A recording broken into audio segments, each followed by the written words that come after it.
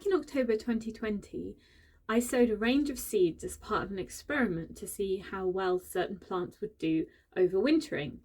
One of the ones I chose to plant was the herb parsley. Parsley is notoriously difficult to germinate. Quite a few gardeners struggle with it, but I've had good success in the past. So I thought I'd try again and see how well my plants did over winter. The variety I went for was giant flat-leafed Italian parsley. I planted up 2 almost identical pots, let them germinate, and then kept one in the greenhouse to overwinter and took the other into the house to overwinter on a sunny space by a window. So I just thought I'd show you how well each plant did, and we can compare and contrast so you can decide whether to overwinter your parsley indoors in the house in a sunny space or in the greenhouse. So here they are. On the right we have our greenhouse pot, and on the left we have our house pot, but this is a little deceiving. The angle here, if I turn it around, you can see they're very leggy. This is because I haven't been rotating the pot often enough so that they're getting consistent sunlight. Whereas our greenhouse selection has stayed as a nice compact parsley plant. The leaves are bigger on the house one. And this is pretty much the full size this giant parsley grows to. I have picked a couple of the leaves to feed to the guinea pigs as a little treat, whereas the greenhouse ones haven't been picked. All in all, I don't think there's that much difference between them. The house one has probably had a nicer time because it's had less temperature extremes. The spring this year has been very, very up and down. We had a mild part in March and then a really hard frost for a little while, and even a sprinkling of snow at the beginning of April. So there's not much in it.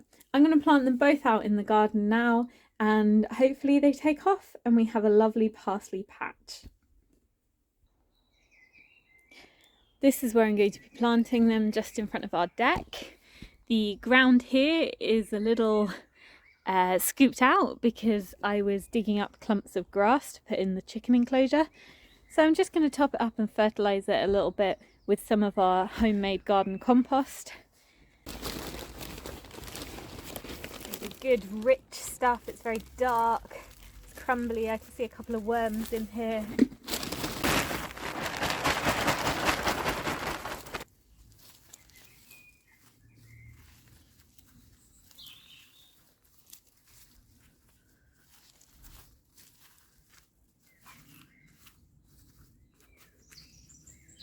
Ooh. Nice big earthworm. I'll just put him to one side so he doesn't get hurt by me digging.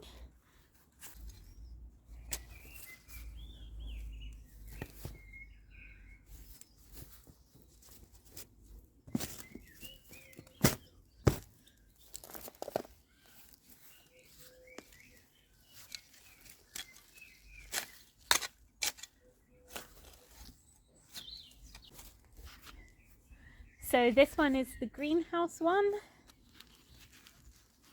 Let's have a look at these roots. It's pretty good. Nice root network there.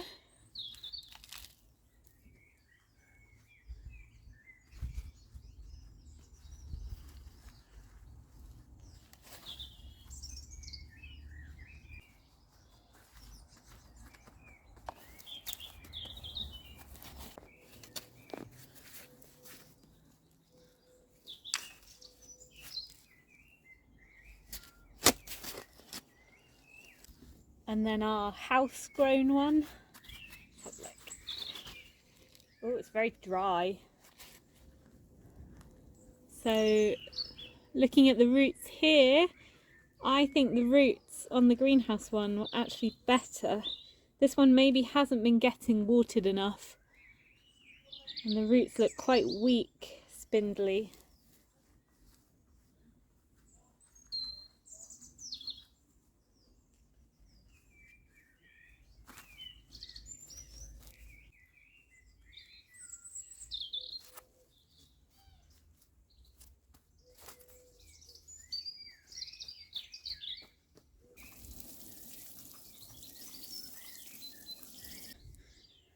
So that's both of them planted up now. You can see after it was disturbed, the one that was grown in the house, you can just really see how sort of spindly and leggy it is. It hasn't been getting enough light.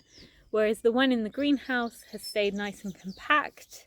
It's not put out these ridiculously long shoots to try and get more access to light. So it'd be interesting to see how they both react now they're sort of out in the wild, so to speak. And I'll keep them updated for you on my lay of the land gardening vlogs. I just hit my head on a bird feeder. All of this area here I'm hoping to develop more into a herb space because it's by the back door, by our kitchen door. So if you follow the permaculture principles of gardening, where you have the different zones for the garden, you keep herbs very, very close to the back door so that as you're cooking you can just come out and pick them as you need them. So that's my overwintered parsley, a fun little experiment. I really encourage you to do your own experiments in the garden, see what works for you. Don't always believe what you read because every garden is different, every climate is different, and every gardener is different. So I hope you enjoyed seeing them, and I'll see you next time. Bye bye.